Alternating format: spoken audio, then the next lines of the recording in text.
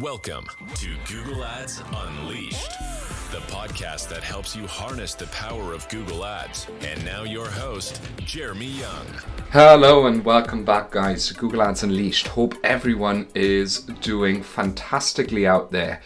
It's a new year, it's a new start in large parts, and it is the absolute best time to look at your conversion tracking because this is something a lot of people are doing wrong, right?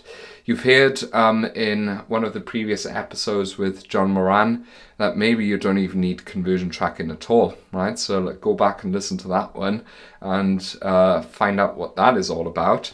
But generally speaking, you will of course want to have conversion tracking in Google Ads. And especially conversion tracking that works, because that helps you to drive the right decisions and also, generally speaking, feeds the beast, i.e. Google Ads, the right data, and as a result it is better in finding other people who you will want to target. So crystal clear conversion tracking is really a non-negotiable and one of the 4 core pillars that we look at in every single audit. So today I wanted to sort of pick together a couple of very common mistakes that we see when we audit Google Ads accounts with tracking, because there's a lot of people who do tracking wrong, and there's a lot of people who sometimes have little mistakes in there without even knowing that they have mistakes. And also sometimes they don't even realize that there is something that they could improve. So this is what this podcast is all about. So the first thing that I want to be talking about, one that I see far too often, is that we have duplicate conversion tracking. So as you probably know, within Google Ads, you can have, even per the same conversion category, such as purchases, duplicate several conversion actions, right? You can, for instance, import it from Google Analytics 4. You can have it through offline conversion tracking, some API pumping data back. You can have a website as the conversion source. But what often people do, and this is a massive mistake that I see very often, is that they have 2 conversion actions. Let's say, for instance, purchase imported from Google Analytics 4 and normal website based tracking, and they both are on primary. So primary, in terms of action optimization with a conversion action, means that it is used for the optimization of your bidding strategy within Google Ads, okay? Firstly, and secondly, that is also what you essentially see in the interface as a conversion, okay? So if you have a campaign that either on a campaign level optimizes on a certain conversion category, whether it's purchases or submit lead forms, it could be purchase, it could be anything, right? But you have several conversion actions within that category, let's say purchases, that are essentially the same. If you leave them both on primary, you will see duplicate conversions. Even with very, very big brands, right, I've worked with, I've gone into the Google Ads account, and the first thing I'm seeing is, why do we have so many conversions and the ROAS is so insane? And they're complaining that performance might not be as good as the Google Ads account makes out. Well, we go into the Google Ads account and then see those tricky little duplicate conversions because both are left on primary. So this is something that happens very often, and something that extremely often actually, and something that you should be checking if you think your results are too good. Then of course we have a similar kind of setup, that is, oftentimes people have several conversion categories, such as add to cart, such as begin checkout, such as purchases in their Google Ads accounts, and then conversion actions within that.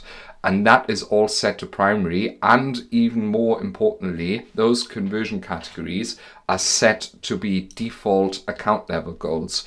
What happens then, and this is a really, really insidious little thing, if you go into each campaign, you can actually tell the campaign, please optimize on everything that is defined as an account standard goal, right? Which is then optimized to account level, or you can tell the campaign to optimize on a specific conversion category itself, such as purchases.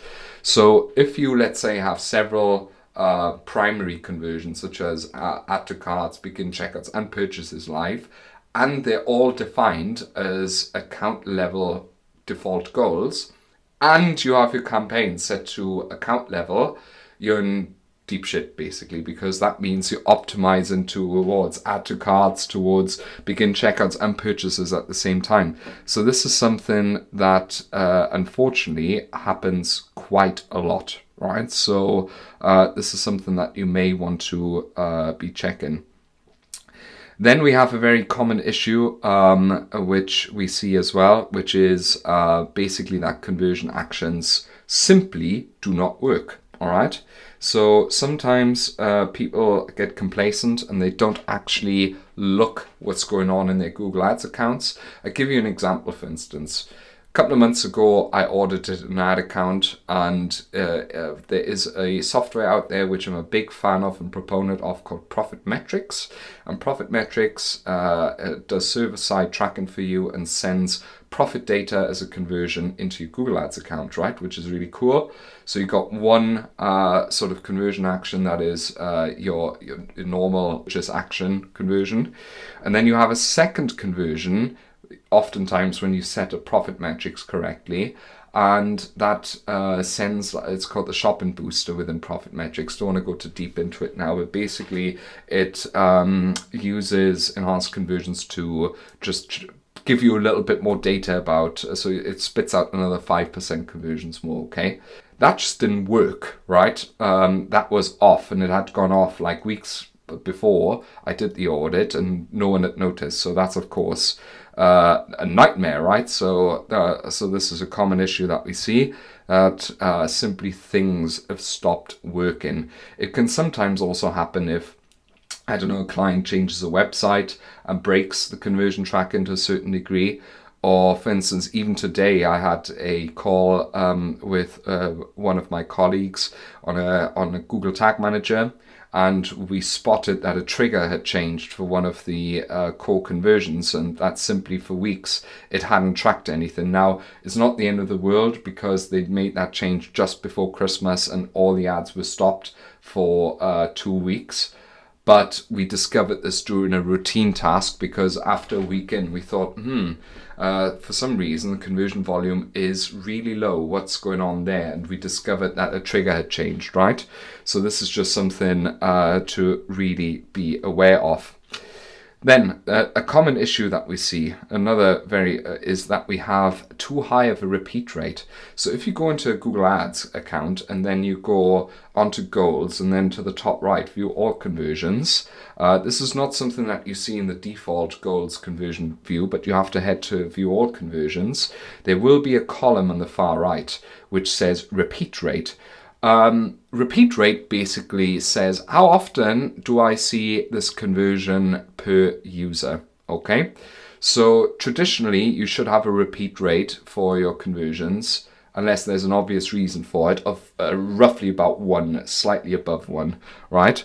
You want to see 1 purchase, for instance, per user, or you want to see 1 lead per user, etc. Now, it of course depends a little bit on how your counting is within Google Ads as well, whether you count every conversion or whether you just count 1. But generally speaking, anything above 1 is bad, because that indicates that there's some sort of duplication going on there within how you count conversions. And that can have many reasons. For instance, reason 1 is that you have a duplicate data layer, right? So let's say you have a custom server-side setup or something like that built by a freelancer, and they built that on top of the Google and YouTube app, for instance, and then you have 2 data layers run parallel. That can cause duplications within your Google Ads conversions, and it can cause the same normal conversion action to count a purchase double, although it only happened once. Another reason is, for instance, we had a coaching call today with a client this morning who has basically sells squash to a certain and we noticed that here a lot of people, so first of all, we notice that there's this repeat rate issue, but there is also the issue that a lot of people buy their products after they've purchased once. They buy then again after about 10 days, and then they make the third purchase about another 10 days after. Now, so his view-through conversion window for the purchase conversion was 90 days. So that meant if someone purchased today and then again in 10 days and then again in 10 days, within those 20 days, they would have triggered the purchase conversion 3 times if the cookies, etc. are still saved, right? So we have to then define the conversion action in such a fashion that it only fires once, because otherwise someone has triggered 3 conversions on just one product, and we can't really decide, is this one that really works, or at the moment it has a CPO of, let's say, £10 or something like that, right? And that's considered really good. But the reality is that the first purchase conversion may have actually cost £21, £22 and profitable, right? So this is super, super important that you check your repeat rate on all your conversion actions and see if there is a mistake.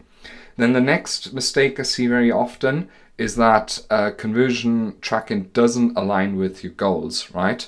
Let's say, for instance, you run a lead gen business and calls are extremely important to you, but you just track, for instance, you know that calls, you convert half of all calls because people who are willing to pick up the phone are a lot more qualified than others.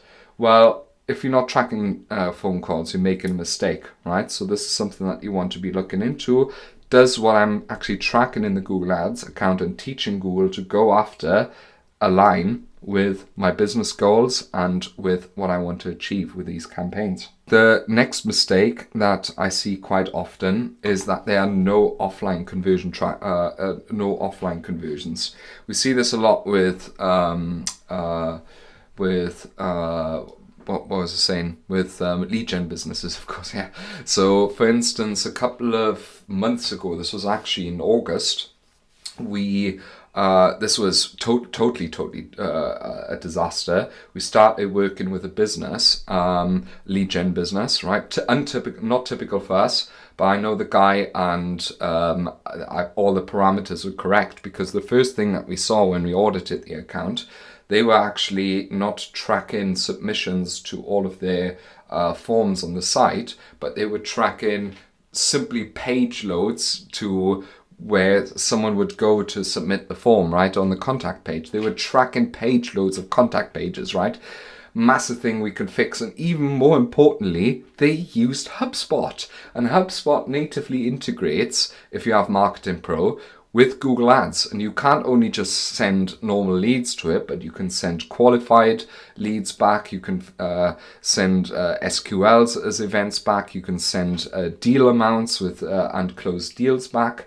We knew exactly we can actually implement proper offline conversion tracking in this ad account, and we can improve our decision making within the ad account and teach Google what is actually a valuable conversion. Okay.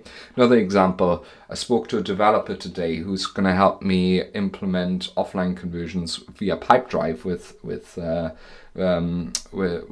one of our clients. So one of our clients uses Pipedrive, but at the moment we're unfortunately just tracking conversions because there was no form submissions, because up until now there was absolutely not a single way we could integrate Pipedrive. That has changed now.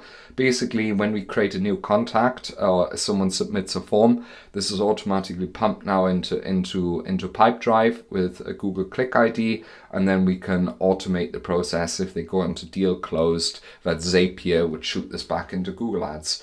But it was an obvious mistake, because offline conversion up until now, it was, in my defense, it wasn't possible up until now, but now it's possible, so we're going to fix it. But if this is possible with you and you haven't done it, it's a mistake, and this is something that you need to address. An eighth mistake we see very often is people not accounting for time lag. So this is not necessarily a mistake, or a massive grave mistake, but this is something that has two consequences. First of all, you don't optimize properly. Listen to my episode about conversions by conversion time and ROAS, how important it is to actually really understand how well your ads work. And the second thing is that when you don't attribute for the correct time lag, you miss out on conversions. Massive example, for instance.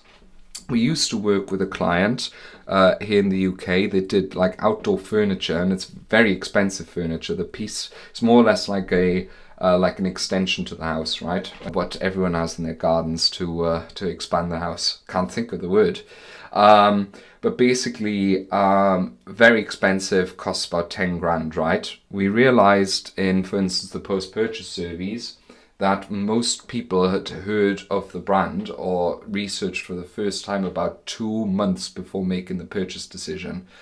The Google Ads conversion actions, however, were set with a click-through conversion window of 30 days, right?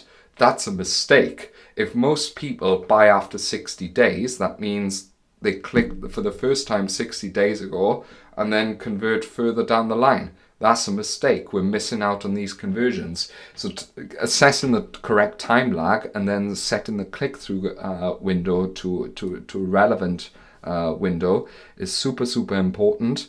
And this is something that you should be doing as well.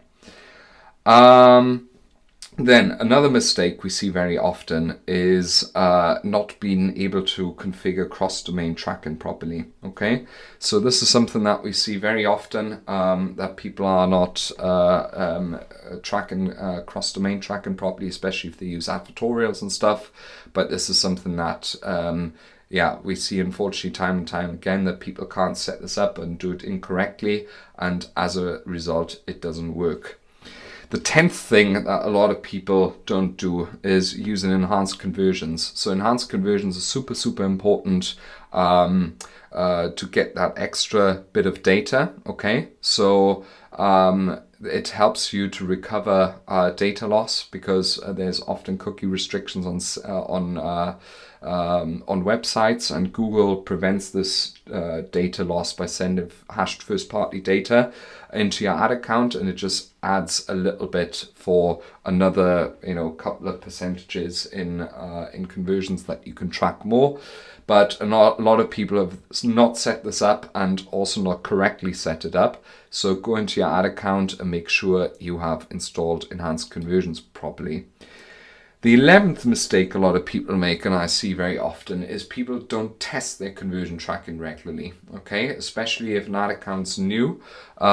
People are not willing to Google themselves for once and just click on an ad and make sure that the purchase actually works. Please do that and make sure that everything works regularly.